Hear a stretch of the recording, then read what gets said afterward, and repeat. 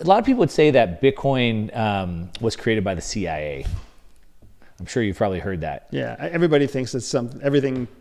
There's someone who believes everything is created by the CIA, but I don't see that happening, and nowhere in my experience has that ever been a claim the CIA has made, or even been assessed or assumed inside the hallways of Langley. Yeah, I think where that kind of picks up steam is because it uses encryption technology, which I'm guessing the NSA, right, the military, has the encryption technology.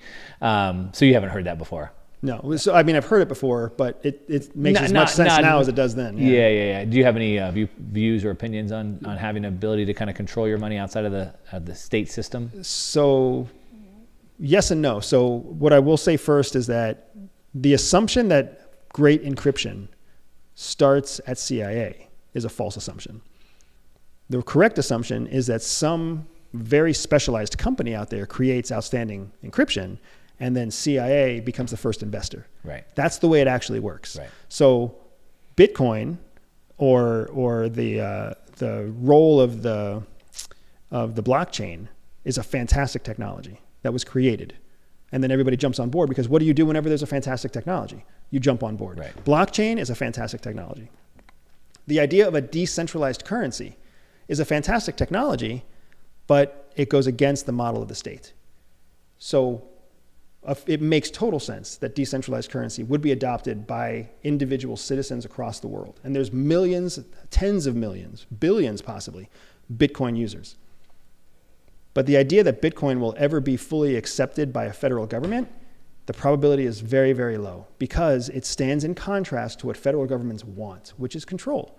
They want control, they want predictability, they want to be able to make a little bit of money off of every transaction, because that's what drives their GDP. Decentralized currency takes away the government's ability to make money off of every transaction.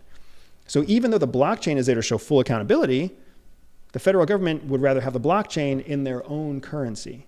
So it becomes this constant point of consternation where federal governments are going in the direction of cryptocurrency, which is good, right? Cryptocurrency is something we should adopt.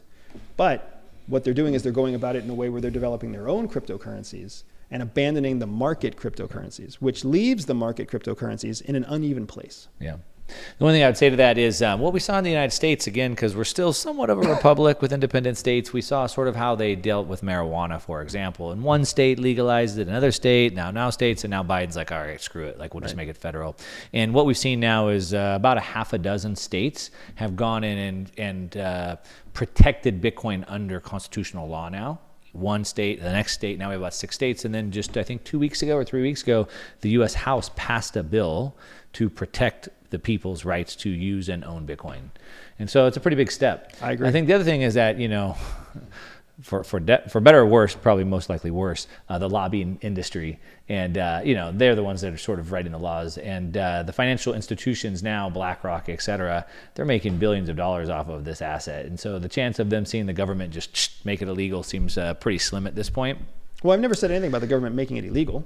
Oh. Yeah, I was saying that they're not going to adopt it as a mainstream currency. Yeah, of course not. Yeah, no, of course not. I don't think they're going to outlaw it. Right, I don't think they're going to make it illegal, because at the end of the day, even if they did make it illegal, it still exists. Right, exactly. Right? But whether or not your Bitcoin is, or your cryptocurrency of anything outside of a government-backed cryptocurrency, whether or not it will ever become something that you can literally use in the mainstream world to buy everything from milk and eggs to an Amazon order, right? That is a point of question that I would say is not yet defined. Yeah.